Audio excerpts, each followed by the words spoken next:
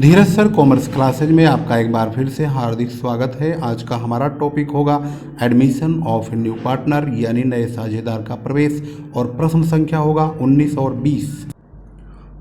आपकी स्क्रीन पर question number 19। विवेक और शंकर जो आपस में लाभ हानि 3:1 के अनुपात में बांटते हैं उनका चिट्ठा निम्नांकित था।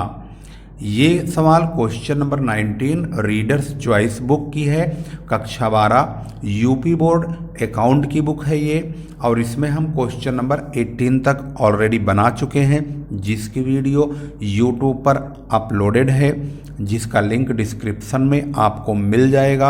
आप वहां से इसके बारे में जानकारी ले सकते हैं, वीडियो को स्टेप बाय स्टेप देख सकते हैं। यदि आप इस चैनल पर नए स्टूडेंट हैं तो मैं आपको बता दूं कि लेटेस्ट अपडेट्स पाने के लिए, जो कि तमाम वीडियोज कॉमर्स से ही रिलेटेड होती हैं, तमाम वीडियोज आपको कंटिन्यू मिलती रहेगी। इसलिए आप चैनल को सब्सक्राइब कर लीजिए और कंटिन्यू अपडेट्स अपने सब्जेक्ट से संबंधित लेते रहिए। आइए शुरू करते हैं क्वेश्चन नंबर 19।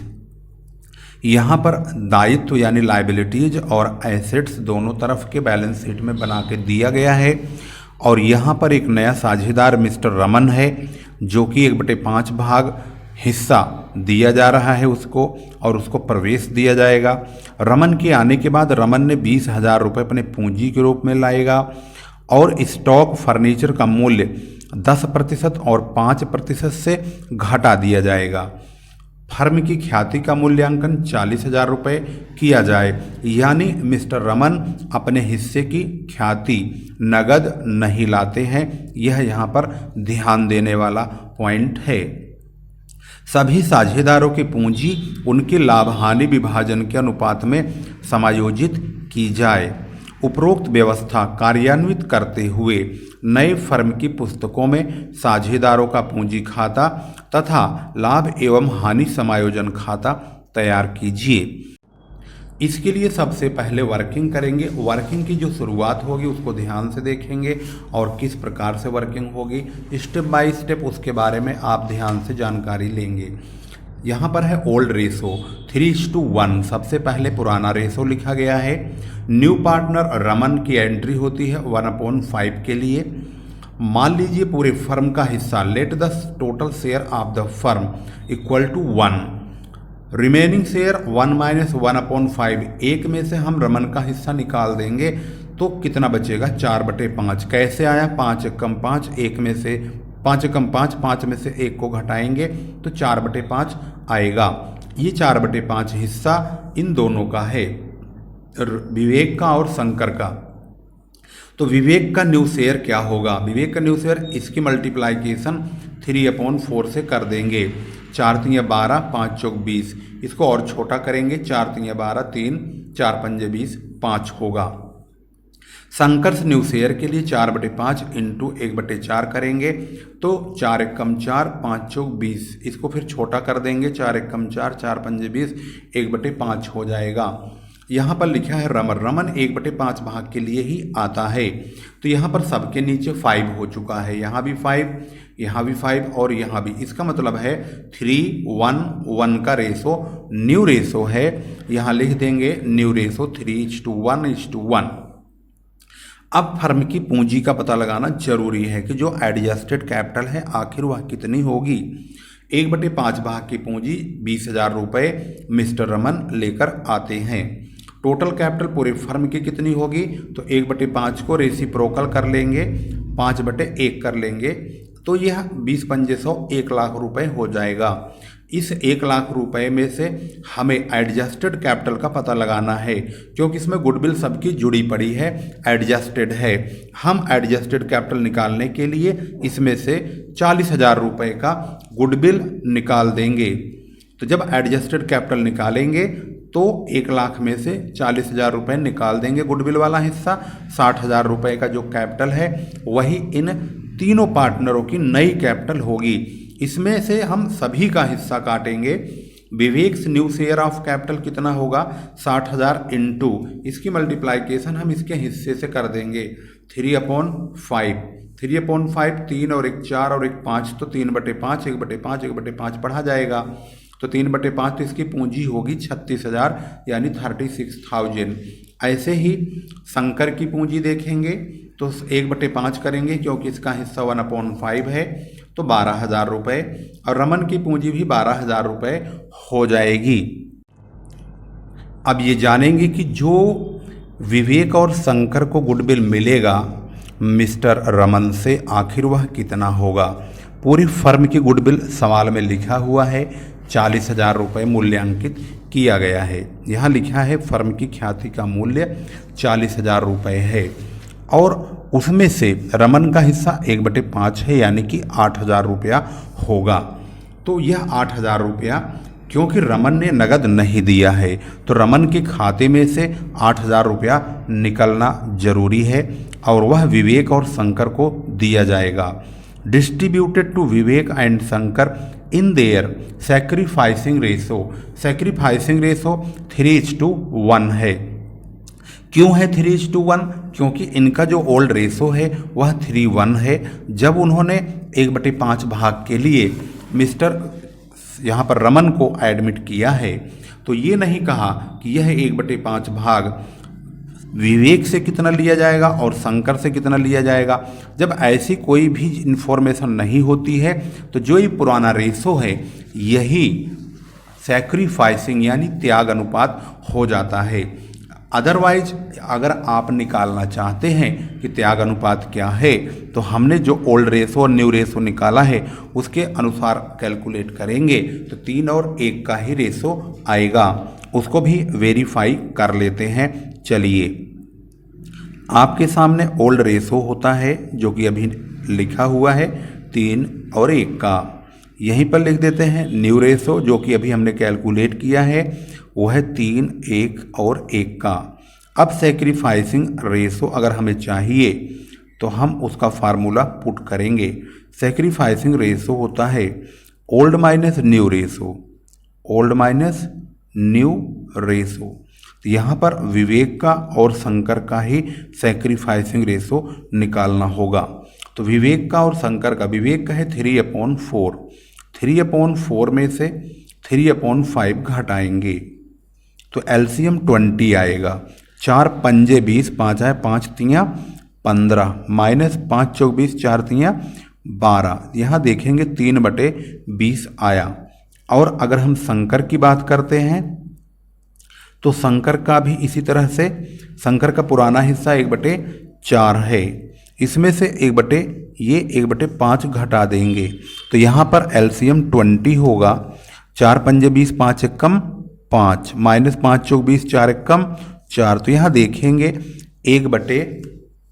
इस वक्त 1/20 हुआ, तो यानी कि ये 3 और यह 1 यही रेशो तो आया, 3 और 1। हम यही बता रहे थे कि अगर सवाल में ऐसी कोई इन्फॉर्मेशन ना हो तो जो ओल्ड रेशो होता है वही सैक्रिफाइसिंग रेशो होता है। इसी रेशो में नए पार्टनर के हिस्से की गुडविल को हम ओल्ड पार्टनरों में बांट देते हैं। यदि ओल्ड पार्टनर न्यू पार्टनर को अपनी तरफ से ये ना कहे कि मैंने इतना दिया और फलाने ने इतना दिया, तो जो पुराना अनुपात होता है वही पुराना अनुपात ही सैक्रिफाइसिंग रेशो रहता है। और जो न्यू पार्टनर आता है अगर वो ख्याति की रकम नगद लाता है तो वह सैक्रिफाइसिंग रेशो में ओल्ड पार्टनरों को दे दिया जाता है। अगर वह नगद नहीं लाता है तो उसके खाते में से निकाल करके ओल्ड पार्टनरों को दिया जाता है, जैसे कि सवाल में अब हम करेंगे। यहाँ पर हम रमन के अकाउंट से 8,000 रुपया निकालेंगे और विवेक और शंकर को 6,000 और 2,000 रुपया देंगे। अब हमारी वर्किंग हुई कंप्लीट। अब हम बनाना शुरू करते हैं रिवैल्यूएशन अकाउंट। जब आपने सवाल यहाँ पर देखा तो सवाल में लिखा हुआ है स्टॉक ऑफ फर्नीचर का दाम 10% और 5% घटा दिया गया। स्टॉक का दाम देखेंगे तो यहाँ 40,000 रुपये लिखा हुआ है। 40,000 का 10% होता है 4,000 रुपये, और यहाँ फर्नीचर है 2,000 का, इसका 5% जब अगर काटेंगे तो 100 रुपया होगा।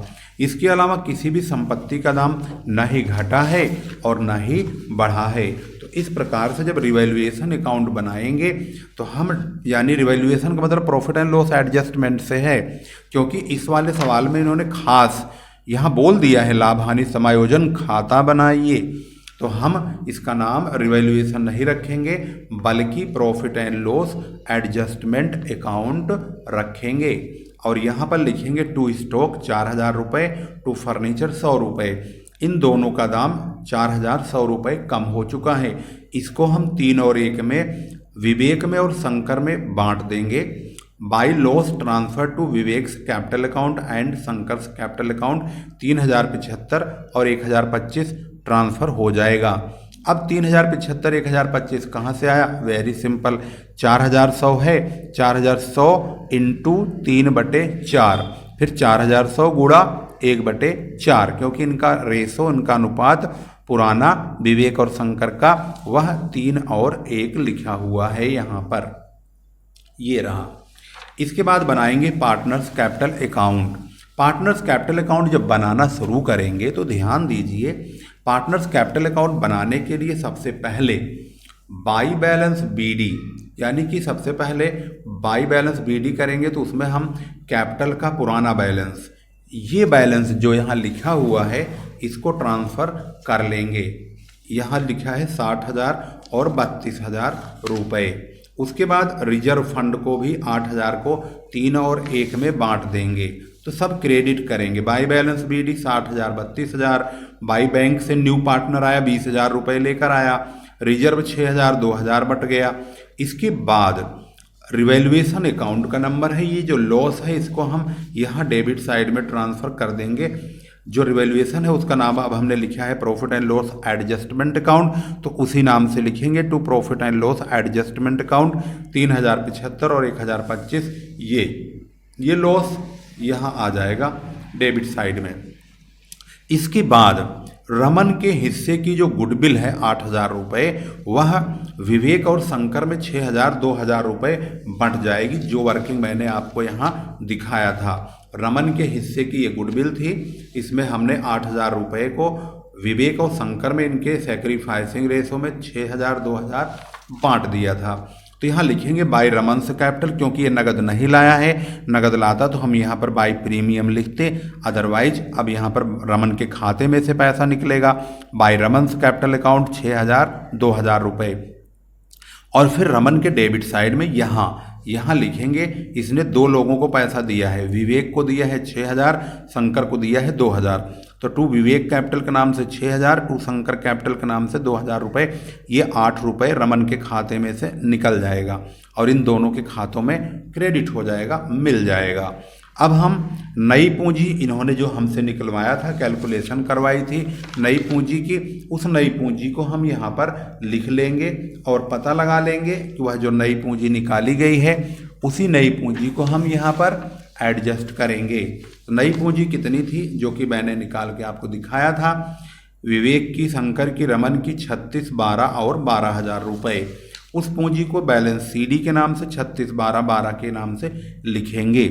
उसके बाद मैच करेंगे, दोनों तरफ का बराबरी करेंगे, बराबर यानी कि बैलेंसिंग करेंगे। अब देखेंगे तो सबसे पहले 60,000 6,000 6,000, ये 72,000 है। 72,000 में से इन दोनों को घटा देंगे, इसको मतलब इन दो को मतलब हुआ एक इसको और एक इसको घटाएंगे, क्योंकि हमारे पास जो जानकारी है उसी को घटाएंगे। एक तो इसको घटाएंगे और इसको घटाएंगे, फिर ये बैलेंस निकल के आएगा, इसको टू बैंक के नाम से लिखेंगे। इसका मतलब होता है कि इनको 36,000 रुपये की पूंजी लगानी है नए सिरे से। अगर पुरानी पूंजी फालतू होगी तो ये लोग निकाल के लेके चले जाएंगे। इस सीरीज में मिस्टर विवेक की जो पूंजी है 72,000 रुपये ज़्यादा है, उसी को हम यहाँ भी लिखेंगे, यहाँ भी लिखेंगे। इसमें से इन दोनों को यानी इसको और इसको घटाएंगे, क्योंकि ये तो हमें मालूम है, ये भी मालूम है। अब जो कम पड़ेगा वो बैंक से दे देंगे वापस, तो मिस्टर विवेक 32,925 रुपये लेके चले जाएंगे। इसके बाद शंकर का हिसाब चेक करेंगे, 36,000 है ज़्यादा, यही यहाँ लिखेंगे, यहाँ भी लिखेंगे। इसमें से 12,000 रुपये जो कि हमें पता है, 1,025 रुपये जो कि हमें P&L लॉस का पता है, उसको निकाल देंगे दोनों को। फिर 22,975 रुपये इसको दे देंगे बैंक से। रमन की पूंजी 20,000 है, इन्होंने 8,000 रुपये दे दिया है। अब इनकी पूंजी 12,000 बचेगी और 12,000 रुपये इनको लाना भी है। तो इस प्रकार से इनका कोई भी बैलेंसिंग फिगर लाना ले जाने का नहीं बचेगा। इनको जितना लाया है, उन्होंने जितना लाया है वो सारा एडजस्ट हो गया। इस प्रकार से आपने पार्टनर्स कैपिटल अकाउंट बनाना सीख लिया है। इस सवाल के मुताबिक इसमें दो ही चीज़ पूछा है। पहला, साझेदारों का पूंजी खाता, लाभ हानि समायोजन खाता तैयार कीजिए। नया रेशो भी दिया है, तो हमने यहाँ पर सभी चीज़ें संपन्न कर दिया है। अब हम बढ़ेंगे आगे। अब आपकी स्क्रीन पर क्वेश्चन नंबर 20 मौजूद है। यहाँ पर आप एक एक करके पॉइंट को ध्यान से देखेंगे और समझेंगे। ये एडमिशन का क्वेश्चन नंबर 20 है, यानी पार्टनरशिप एडमिशन रीडर्स चॉइस की बुक कक्षा 12 यानी क्लास 12 के बच्चों के लिए है। यूपी बोर्ड में पढ़ाई जाने वाली यह महत्वपूर्ण पुस्तक, जिसका कि अब हम क्वेश्चन नंबर 20 करने चल रहे हैं। ध्यान से देखिए, यहाँ लिखा है ए और बी यानी आ और बा 2 और 1 के अनुपात में साझेदार थे। 31 दिसंबर 2015 को उनका निम्नलिखित आर्थिक चिट्ठा यहाँ पर दिया गया है और ये कहा गया है कि उन्होंने ये जो चिट्ठा दिया है, इसके बाद जो इन्होंने बातें बताई है, उन बातों के मुताबिक इनका कहना है कि जो कि 1 जनवरी 2016 को 1/4 भाग के लिए फर्म में साझेदार बनता है न्यू पार्टनर के रूप में। जब आता है तो अपनी पूंजी के लिए 22,500 रुपये देगा। पूरी फर्म की ख्याति 21,000 रुपये निश्चित की जाती है। भूमि और भवन का मूल्य 10% की वृद्धि तथा रहतिया और मशीनरी के मूल्य में 5% की कमी करने का निश्चय किया गया है। देनदारों पर छूट के लिए 3% का प्रावधान बोला गया है, यानी आयोजन। आ को ऋण के आंशिक भुगतान में 10,000 रुपये दिए जाएं। आ का यहाँ पर लोन देखेंगे तो 22,500 का है, लेकिन उसमें से 10,000 का भुगतान करने के लिए कहा गया है। यह भी कहा गया है कि ये जो सामान्य संचिति है 9,000 की, इसमें से 3,000 रुपये अशोध ऋण संचिति में अंतरित करने के लिए आ और बा ने अपनी स्वीकृति दे दी है। उपयुक्त को कार्यान्वित करने के लिए जर्नल लेखा कीजिए और खाता बही में आवश्यक खाते खोलिए तथा नई फर्म का चिट्ठा भी बनाइए।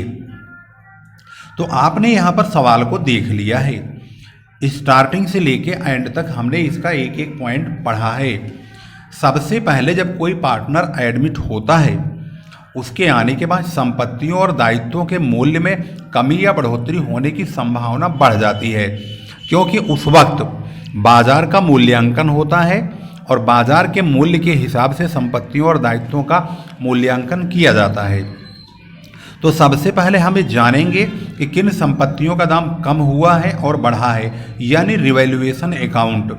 तो यहाँ पर भूमि और भवन का मूल्य 10% की वृद्धि बताया जा रहा है। तो भूमि और भवन यहाँ 42,000 रुपये का है, यानी 42,000 का। उसका 10% 4,200 रुपये होगा। तो जो कि रिवैल्यूएशन अकाउंट जब बनाएंगे तो उसमें क्रेडिट साइड में लिखा जाएगा बाई लैंड एंड बिल्डिंग 4,200 रुपये। उसके बाद अगला पॉइंट कहा गया है रहतिया और मशीन के मूल्य में 5% की कमी। रहतिया आप देखेंगे तो यहाँ पर 18,000 का है, जिसका 5% काटेंगे 900 रुपया होगा। और प्लांट और मशीनरी 15,000 का है, जिसका 5% 750 रुपये होगा। तो स्टॉक 900 रुपये का, प्लांट और मशीनरी 750 रुपये का लिखेंगे। इसके बाद इन्होंने कहा देनदारों पर 3% का आयोजन भी करिए छूट के लिए। देनदारों पर छूट के लिए करना है। तो देनदारों में इन्होंने ये भी कहा है कि अशोध ऋण संचिति भी हुई है, जिसका चार्ज सामान्य संचिति में से घटा के पूरा किया जाएगा। यहाँ पर ध्यान देने वाली बात यह है कि जो ये सामान्य संचय है 3,000 रुपये का, इसने बोला है कि सामान्य संचय में से 3,000 रुपये अशोध ऋण संचय में अंतरित कर दिया जाए। ये जो सामान्य संचय यहाँ दिखाई दे रहा है 9,000 का, इसमें से 3,000 रुपये निकालेंगे, इसे अशोध ऋण संचय में ट्रांसफ़र कर देंगे। एक एक पॉइंट पर ध्यान दीजिए। इसका इतना काम है कि ये जब हम यह 3% का आयोजन देनदारों पर करेंगे तो हमारे 3,000 रुपये का अशोध ऋण हो गया है, जो कि हमारे देनदार यहाँ पर 28,500 रुपये के लिखे हुए हैं। इसमें से 3,000 घटा देंगे, 25,500 बचेंगे। इस 25,500 पर 3% का डिस्काउंट ऑन डेटर्स काटेंगे, जो कि 765 रुपये आएगा। 765 उसको यहाँ लिखेंगे टू डिस्काउंट ऑन डेटर्स के नाम से। इसके बाद सारा एडजस्टमेंट कंप्लीट हो गया है। इस 4,200 यानी 4,200 में से इसे तीनों को घटाएंगे। तीनों को घटाने के बाद 1,785 रुपये का 1,785 का फायदा होगा। यह प्रॉफिट ऑन रिवैल्यूएशन हुआ है, जिसको हम इनके ओल्ड रेशो में यानी 2:1 में ट्रांसफ़र कर देंगे, ए और बी को देंगे। A's profit A's capital account में ट्रांसफ़र होगा और बीज प्रॉफिट बीज कैपिटल अकाउंट में ट्रांसफ़र हो जाएगा। तो इसलिए यहाँ लिखा है to profit transfer to A's capital account और बीज कैपिटल अकाउंट। ये 1,785 इंटू यानी गुणा 2/3, तो ये वाला आया 1,785 इंटू 1/3, तो 595 बी वाला हिस्सा आ चुका है। इसके बाद हम पार्टनर्स कैपिटल अकाउंट बनाएंगे और यह देखेंगे कि पार्टनर्स कैपिटल अकाउंट बनाते समय हमें किन किन चीज़ों का बहुत अच्छी तरह से ध्यान रखना आवश्यक है। आइए स्टार्ट करते हैं। सबसे पहले पार्टनर्स कैपिटल अकाउंट में बाई बैलेंस बीडी लिखते हैं। उसमें ये वाली कैपिटल जो होती है 45,000, 19,500 इसको लिखेंगे। इसके बाद जो न्यू पार्टनर है मिस्टर सी, वह यहाँ पर देखेंगे तो ये 22,500 रुपये नगद लेकर आता है, लेकिन ख्याति के पैसे नहीं लाता है। तो यहाँ लिखेंगे बाई बैंक अकाउंट 22,500 रुपये। रिजर्व यहाँ लिखा हुआ है 9,000 का, लेकिन इसमें से 3,000 रुपये अशोध ऋण संचिति में चले गए, तब यहाँ पर 6,000 होगा। इस 6,000 को 2/3 1/3 में हम ए और बी को देंगे, तो 4,000 2,000 रुपये इनके खाते में ट्रांसफ़र होगा। इसके बाद यहाँ प्रॉफिट एंड लॉस का बैलेंस है 12,000, इसे भी 2/3 1/3 में ट्रांसफ़र करेंगे तो 8,000 और 4,000 ट्रांसफ़र हो जाएगा। इसके बाद रिवैल्यूएशन अकाउंट का प्रॉफिट ट्रांसफ़र करेंगे 1190 और 595 रुपये 595। इसके बाद जो महत्वपूर्ण पॉइंट है वह यहाँ पर देखेंगे तो ख्याति ऑलरेडी पहले से ही इसमें लिखा हुआ है, 7,500 रुपये लिखा है, जो कि पुरानी फर्मों में पुरानी ख्याति को हम ख़त्म कर देते हैं। इसको ओल्ड रेशो में 2 और 1 के अनुपात में बांट देंगे। तो यहाँ 2 और 1 के अनुपात में बांटेंगे तो ए के अकाउंट में 5,000 और बी के अकाउंट में 25 रुपये आएगा। इसके बाद एक महत्वपूर्ण वर्किंग इस बात की होगी कि जो न्यू पार्टनर है मिस्टर सी, उसके हिस्से की ख्याति को कितना ए और बी में बांटा जाएगा, क्योंकि वो लेकर नहीं आ रहा है तो हम उसके खाते में से निकालेंगे। इस वर्किंग पर ध्यान दीजिए। यहाँ ओल्ड रेशो 2 और 1 का है। सी जो कि नया पार्टनर है 1/4 भाग के लिए आ रहा है। पूरी फर्म की जो यहाँ गुडविल बताई गई है, संपूर्ण फर्म की ख्याति का मूल्य 21,000 है, जो कि निश्चित हुआ है। इसमें से सी का हिस्सा 1/4 जब हम काटेंगे तो 21,000 का 1/4 करेंगे तो 5,250 रुपये आएगा। यह ख्याति मिस्टर सी को नगद लानी चाहिए थी, लेकिन मिस्टर सी ने नगद नहीं दिया। इस रकम को सी के खाते में से निकाल करके ए और बी में डिस्ट्रीब्यूट कर देंगे उनके सैक्रिफाइसिंग रेशो यानी 2:1 में। 2:1 ओल्ड रेशो भी है और सैक्रिफाइसिंग रेशो भी है, क्योंकि जब ये 1/4 भाग के लिए आता है मिस्टर सी, तो इसने ये नहीं कहा कि मैं ए से कितना लूँगा बी से कितना लूँगा, तो इसका मतलब इनका सैक्रिफाइसिंग रेशो भी 2:1 ही रहेगा।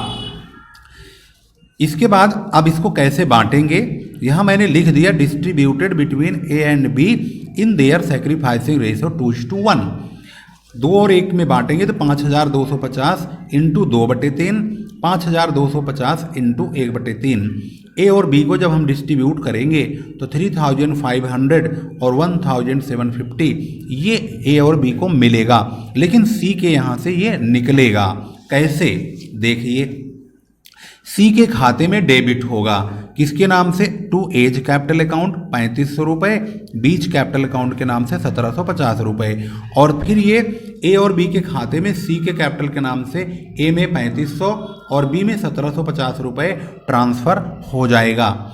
यहाँ पर लिखी हुई तमाम चीज़ों को एक एक करके एक्सप्लेन कर दिया गया है। इसके बाद हम ए का टोटल करेंगे 61,690, 61,690। इसमें से यही बैलेंस यहाँ भी लिखेंगे क्योंकि यही ज़्यादा है।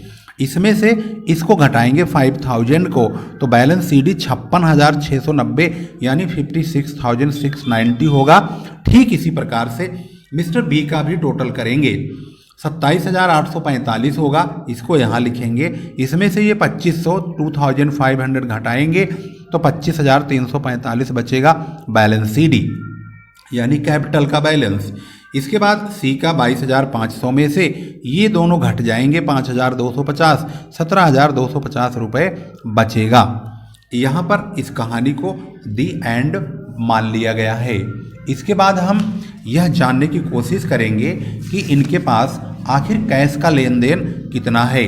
क्वेश्चन में साफ साफ कहा है कि 22,500 रुपये न्यू पार्टनर कैश लाएगा, जबकि 10,000 रुपये के ए के लोन का पेमेंट भी होगा। तो कैश अकाउंट कैसे बनेगा, ध्यान से देखिए। सबसे पहले टू बैलेंस बीडी, इस वाले कैश को हम लिखेंगे रोकड़ को, 10,500 पुराने बैलेंस को। इसमें सी की कैपिटल अकाउंट 22,500 रुपये लिखेंगे। टोटल 33,000 यानी 33,000 रुपये इनके पास आ गया।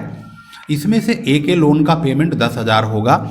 उसमें से जब चेकिंग करेंगे तो हमें 33,000 में से 10,000 का भुगतान करने के बाद हमारे पास 23,000 रुपये यानी 23,000 बैलेंस बचेगा, जो कि बैलेंस शीट में लिखने के काम आएगा। तो जब हम बैलेंस शीट बनाएंगे तो इसी कैश को लिखेंगे, यानी कैश और बैंक का जो बैलेंस है वो 23,000 का प्रेजेंटली अब है। अब बैलेंस शीट जब बनाएंगे तो ध्यान से देखिए, बैलेंस शीट में हम क्या चीज़ बदलेंगे क्या नहीं बदलेंगे उसको ध्यान से देखिए। सबसे पहले लेनदार, लेनदारों में कुछ नहीं हुआ, 7,500 रुपये ही लिखे जाएंगे, सेम टू सेम। इसके बाद दे बिल यानी बिल्स पेबल 6,000 वही लिखेंगे। ए का लोन, ए का सामान्य संचिति तो हम बांट चुके हैं। ए का लोन 22,500 का है, इसमें से हमने 10,000 का पेमेंट कर दिया, तो अब ए का लोन सिर्फ 12,500 रुपये ही बचेगा। और कैपिटल अकाउंट का बैलेंस यही लिखा जाएगा, 56,690, 25,345, 17,250। इन तीनों कैपिटल को यहाँ लिखेंगे। इनका टोटल 99,285 यानी 99,285 होगा। इनका टोटल कर लेंगे, 1,25,285 रुपये होगा, 125,285। अब आइए एसेट साइड में। एसेट्स में सबसे पहले कैश है 10,500 रुपये, लेकिन अब हम इस कैश को न लिखने के बजाय हम उस कैश को लिखेंगे जो हमने अपने कैश अकाउंट में निकाला था, 23,000 का बैलेंस। इस कैश को लिखेंगे, इस प्रकार से कैश लिखेंगे।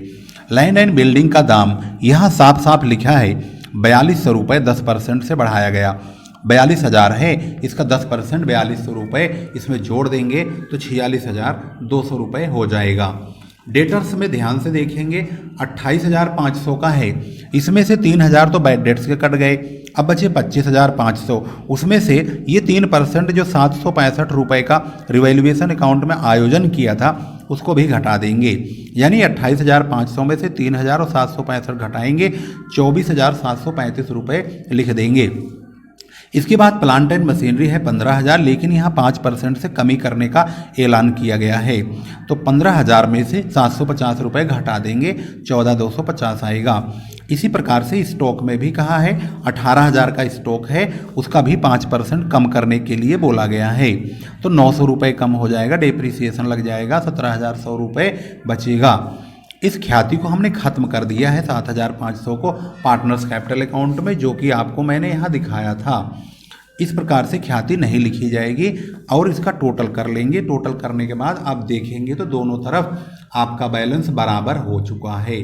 बैलेंस शीट में आप ध्यान से देखेंगे तो बैलेंस शीट में दोनों तरफ इक्वल हो चुका है, क्योंकि हमारे सवाल में इन्होंने जर्नल एंट्री भी पूछा हुआ है।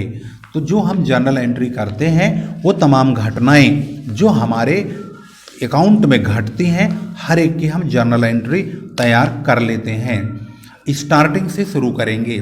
सबसे पहले जब मिस्टर सी की एंट्री हुई तो इन्होंने 22,500 रुपये दिया और इनके आने के बाद इस भवन का दाम बढ़ा, प्लांट और मशीन का दाम घटा। तो प्लांट और मशीन का दाम और स्टॉक का दाम और डेप्टर्स का दाम, तीन का दाम घट गया। तो इन तीनों के रुपए से हम रिवैल्यूएशन अकाउंट डेबिट करेंगे और इस बिल्डिंग के 4200 रुपये से जो दाम बढ़ा है उससे रिवैल्यूएशन को क्रेडिट करेंगे। तो स्टार्ट करिए ध्यान से। सबसे पहले रिवैल्यूएशन अकाउंट डेबिट करेंगे स्टॉक के 900 रुपये से, मशीन के 750 रुपये, प्रोविजन फॉर बैड डेट्स जो कि 5% कहा है काटने को, डेप्टर्स पर काटेंगे 28,500 में से 3,000 घटाने के बाद 25,500 बचेगा, उसी पर हम 3% काटेंगे, 765 रुपये आएगा। ये तीनों मिला के 2,415 रुपये का टोटल रिवैल्यूएशन के डेबिट में यह रकम ट्रांसफ़र होगी। इसके बाद बिल्डिंग का दाम बढ़ चुका है 10%, इसमें हमारा बिल्डिंग डेबिट रिवैल्यूएशन क्रेडिट हो जाएगा। इसके बाद मिस्टर सी जब आते हैं तो वह पूंजी के लिए 22,500 रुपये लाते हैं, उसकी एंट्री करेंगे bank account debit to C's capital account के नाम से। उसके बाद हमने इस जनरल रिजर्व में से 3,000 रुपये निकाल करके जो जनरल रिजर्व 6,000 बचेगा उसी को ही हमने ए और बी को देना है। तो यहाँ लिखेंगे general reserve account debit to provision for bad debts. पहले जनरल रिजर्व में से 3,000 रुपये प्रोविजन फॉर बैड डेट्स में ट्रांसफ़र कर दिया जाएगा। उसके बाद प्रोविजन फॉर बैड डेट्स की वजह से हमारे डेप्टर्स भी कम हो जाएंगे। तो provision for bad debts account debit to debtors करेंगे, 3,000 रुपये प्रोविजन फॉर बैड डेट्स से डेप्टर्स में ट्रांसफ़र हो जाएगा।